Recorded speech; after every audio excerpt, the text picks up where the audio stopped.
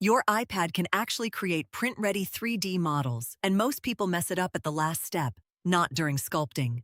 Nomad Sculpt costs $20 and turns any recent iPad into a legitimate sculpting workstation. But the magic is in the export workflow.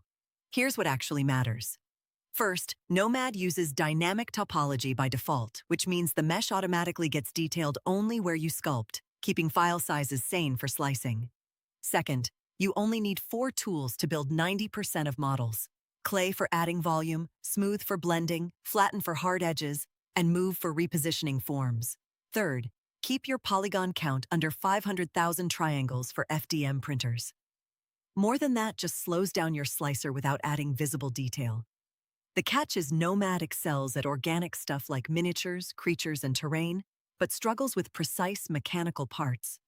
For that, you'd want parametric CAD instead. Check the full guide at NozzleDown.com for the complete workflow from first stroke to STL export.